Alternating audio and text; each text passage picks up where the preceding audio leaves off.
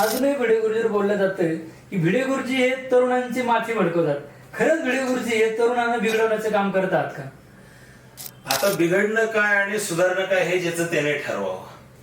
आज भिडे गुरुजी, मी स्वतः गेली 26-27 वर्ष गुरुजींच्या सहवासात आहे आणि आम्ही बघतोय की आमच्या आयुष्यामध्ये तरी आम्ही स्वतःला भाग्यवान समजतो की गुरुजींच्या नादी लागलो आणि आमच्या आयुष्यात व्यसन म्हणा, काही वाईट सवयी असतील, चुकीच्या गोष्टी असतील, अगदी मनोरंजनासारख्या गोष्टी असो नादी आपण लागत नाही.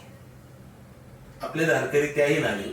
त्या उलट गुरुजी काय शिकवतात, व्यसनापासून लांब राहिलं पाहिजे. गुरुजींनी आजपर्यंत त्याचेही व्हिडिओ आहेत. अनेक ठिकाणी अनेक मोहिमांमध्ये गुरुजींनी मुलांना प्रतिज्ञा घ्यायला लावलेली आहे शिवाजी महाराजांच्या साक्षीने की आयुष्यात मी कधी कुठल्याही व्यसनाला स्पर्श करणार नाही. आता याला जर तुम्ही तरुणांची माथी भडकवणं म्हणत असाल तर हरकत नाही.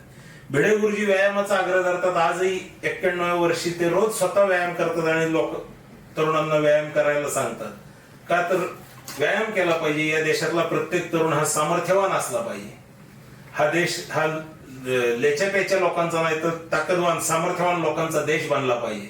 म्हणून भिडे गुरुजी व्यायामाचा आग्रह धरतात. आता व्यायाम करणे हे जर तरुणांची माथी भडकवणे असेल तर हरकत नाही.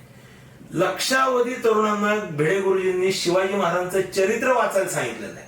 मला अजून आठवते 1,00,000 शिवचरित्र ची एक आवृत्ती काढून 2002 साली 1,00,000 मुलांच्या हातात शिवाजी महाराजांचं चरित्र दिलं होतं.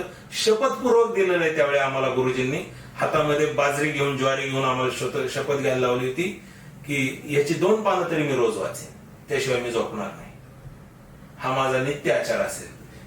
ते 2 पानं शिवचरित्र वाचणं म्हणजे रोज शिवाजी महाराजांच्या सहवासात राहणं आणि ज्याच्या आपण सहवासात राहतो त्याचा वाण गुण आपल्याला लागतो. म्हणून आपण शिवाजी महाराजांच्या सहवासात राहिलं पाहिजे.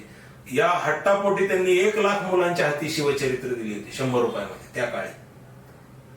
आता याला जर तरुणांची माथी भडकवणं असेल तर ते आपण म्हणू शकतो.